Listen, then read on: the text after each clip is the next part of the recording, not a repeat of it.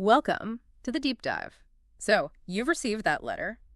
The one saying your initial application for Social Security disability benefits, well, it's been denied. Yeah, that's always a tough moment. Really discouraging. It really is. But it's definitely not the end of the line, right? Today, we're diving into what comes next, specifically that request for reconsideration. Exactly. This stage is crucial. We want to unpack why it's more than just, ticking a box. It seems like a real chance to beef up your case. It absolutely is. It's potentially a way to get that approval without having to go all the way to a hearing. Okay, so let's start there. This request for reconsideration. What is it, fundamentally? When you file this, what are you actually asking the SSA to do? Good question. So, at its heart, it's your first formal appeal. You're officially telling the SSA, hey, I don't agree with your decision. Right. But the key thing is they don't just, glance at it again. They're required to do a completely fresh review. A fresh review, meaning someone new looks at it. Often, yes. Someone who wasn't involved in the first decision. Yeah. And they look at everything, the original evidence, plus anything new you submit. It's a genuine second look at the whole case. Okay, a genuine second look. That sounds potentially hopeful. So why is this stage so important? I mean, you hear the stats aren't always great for reconsideration approvals. Why not just aim straight for a hearing? That's a common thought, but skipping it or underestimating it is a real mistake. Think about that denial letter you received. Okay. It usually spells out, sometimes vaguely, but it gives reasons why they denied you. Maybe they thought your condition wasn't severe enough, or maybe evidence was missing. So it's like they're giving you hints, a sort of roadmap. Precisely. The request for reconsideration is your direct shot at addressing those specific points they raised. You can fix errors, submit medical records that maybe got overlooked. Or weren't available before. Exactly. Or you can get, say, a more detailed statement from your doctor that really explains how your condition limits your ability to actually work. Right, connecting the dots for them. Yes. A really well put together request shows the SSA you're serious and, crucially, that you understand what kind of proof they need. So it's about building a stronger, clearer story this time around. That's a great way to put it.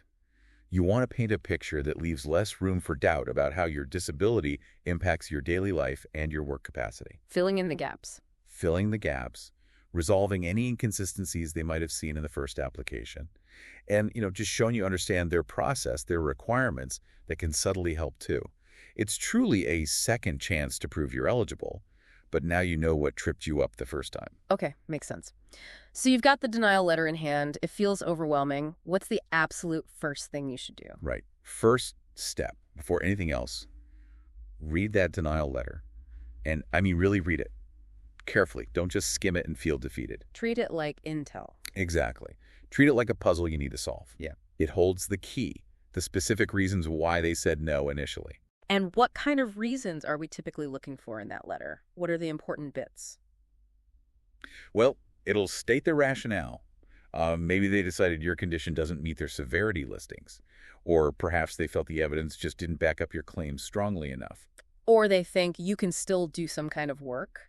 Yes, that's a common one. Yeah. That you have the capacity for other types of work. You need to pinpoint their exact logic.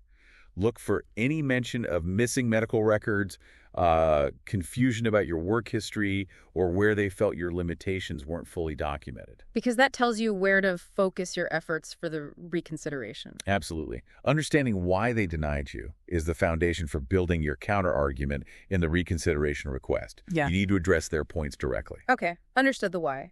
Now, building that stronger case, what's step 2? Step 2 is all about the evidence, specifically gathering comprehensive medical evidence. Honestly, in most cases, this is the make or break factor. You need strong, up-to-date medical records. Think test results, doctor's notes, the detailed ones, treatment histories, everything. What kind of evidence really carries weight with the SSA? What makes them sit up and take notice? You need documentation that clearly shows the nature and severity of your disability, and crucially, how it aligns with their specific medical listing criteria. Okay. So, reports from specialists are often very important. Hospital records, if applicable. And objective test results, things like MRIs, X-rays, lab work, things they can see. And what about statements from doctors? Yes, that's critical too. Getting updated statements from your treating physicians that specifically explain, in functional terms, how your condition limits your ability to do work-related tasks, lifting, standing, concentrating, interacting with others. The more specific, the better. Absolutely. The clearer the link between your medical diagnosis and your functional limitations for work, the stronger your case becomes. Okay, gathered the evidence, feeling a bit more prepared. What's the next practical hurdle? Step 3 is all about timing, and it's non-negotiable. You must submit your request for reconsideration on time. Right. That deadline. How long is it again? We have 60 days. That's 60 days from the date you receive the denial letter. Not necessarily the date on the letter itself, but when you get it. 60 days.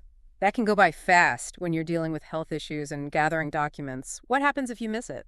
Missing that deadline is serious. Usually it means your appeal rights for that claim are gone. They'll dismiss the appeal. Oh, can you get an extension? You can ask them to consider a late filing, but you need to show good cause. That means proving something pretty significant prevented you from filing on time, like a severe illness, a death in the family, some major disruption. And they don't grant those easily. So the best bet is just don't miss it. Absolutely. File as soon as you reasonably can within that window. Keep copies of everything you send, and I strongly recommend using certified mail or some kind of tracked delivery. Proof of delivery. Exactly. Proof that you submitted it on time. It just keeps your appeal active and avoids that automatic dismissal problem. Okay, we're within the 60 days. Evidence is ready. Now, how do we actually present this? What about the letter itself? Right. That takes us to step 4. Writing a clear, concise reconsideration letter. This is your chance to speak directly to the reviewer. Explain why you think the first decision was wrong. What should be in that letter? Any do's and don'ts? Keep the language plain and simple. Avoid overly technical medical terms they might not understand, and try to keep emotion out of it. Focus on facts. Just the facts. Yes. Clearly state your medical limitations. Directly address the reasons they gave for the denial in their letter, point by point, if possible. And mention the new evidence. Definitely. Say, I am submitting new medical records from Dr. Smith dated X, and briefly explain how this new information supports your claim or clears up a previous issue. Think of it as a roadmap for the reviewer. Guiding them through the new information. Exactly. Connect the dots for them. Facts, dates, concrete examples of how your disability affects your ability to work. Make it easy for them to see why you qualify. Okay, letter sent, evidence submitted. Is it just wait and see now? Mostly waiting, yes. But you also need step 5. Prepare for what might come next. Even during reconsideration, the SSA might need more. Like what? They could ask for more specific records, or they might schedule you for something called a consultative examination, or CE. Consultative examination. What's that? It's a medical exam paid for by Social Security and performed by an independent doctor they contract with. They use it to get more information about your condition. So if they schedule one, you have to go. Oh, absolutely. It's crucial to attend any CE they schedule. And when you're there, be honest and consistent about your symptoms and limitations. And even with all this, reconsideration might still be denied. It might, yes. So while you hope for approval at this stage, it's smart to be mentally prepared for the next step, which would be requesting a hearing before an administrative law judge. But the work done now helps later. Definitely. The thoroughness of your reconsideration request, the evidence you gather now, it all forms the basis for your case if you do need to go to a hearing. Good preparation now pays off later. This whole thing sounds complicated. It feels like a lot for someone to handle, especially when they're not feeling well. Is getting help an option? It really is complex. And that brings us neatly to step 6. Seriously think about getting legal representation. An attorney? Yes, specifically an attorney experienced in Social Security disability cases. Navigating the SSA's rules, the deadlines, the evidence requirements can be very challenging. An attorney can be a huge help. How exactly can a lawyer help at this stage, the reconsideration stage? Well, they know exactly what kind of evidence the SSA is looking for. They can help you gather it, make sure it's submitted correctly, and ensure you meet that critical 60-day deadline. They know the system. They know the system inside out. They know how to frame your case effectively, how to communicate with your doctors to get the right kind of supporting statements, and how to argue your case based on SSA regulations. Does it actually make a difference in the outcome? The statistics generally show that, yes, claimants who have representation, particularly an experienced attorney, tend to have a significantly higher success rate on their appeals. Okay, that's definitely something to consider. So we've reviewed the denial, gathered evidence, submitted on time, wrote a clear letter, maybe even got a lawyer. What's the final piece of advice? That 7 is simple but important. follow up and stay persistent. Meaning? After you submit the reconsideration request, don't just forget about it. Check in on the status periodically. You can call the SSA or check online if you have an account. And if there are delays? If things seem stuck, or if they say they're missing something you send, follow up. Gently, persistently. Keep good records of every call, every letter, everything. Stay organized. Very organized. Yeah. It's key to making sure your case gets a fair review. And remember, even if reconsideration is denied, and many were ever here, you still have the right to request that hearing. Don't give up hope. Persistence is key. Okay, this has been incredibly useful. Let's hit a few quick questions that you, our listener, might have right now. We touched on it, but what really happens if you miss that 60-day deadline? Is there any leeway at all? Right. As we said, missing it usually means dismissal.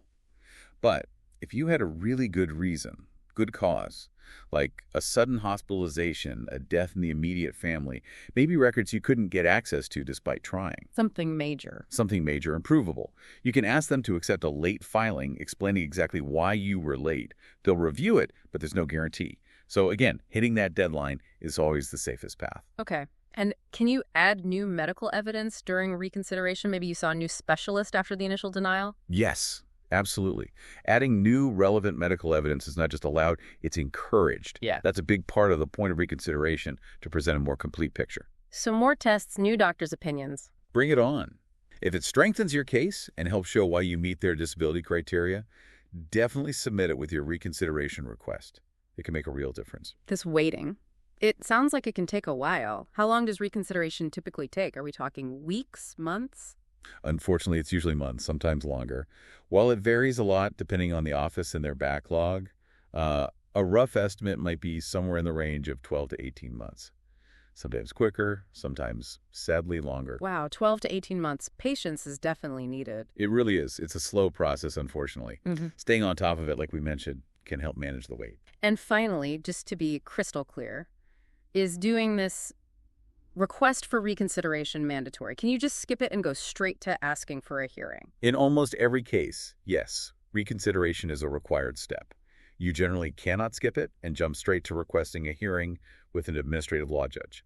It's part of the mandated appeals process you have to follow. Okay, got it. So wrapping this up, it sounds like this request for reconsideration is, well, a really critical juncture. It truly is. It requires careful work, digging into that denial, gathering solid medical proof, and clearly explaining why the initial decision was wrong. Every step matters. Analyzing the denial, getting the evidence, meeting the deadline, writing clearly, considering help, staying persistent. It all adds up. So the final thought for you, the listener, is that tackling this stage strategically, proactively, it really can boost your chances for a successful appeal. Don't underestimate it. Well said. And if you feel you need more guidance, definitely look into more resources on SST appeals, or, as we discussed, maybe talk to a qualified attorney.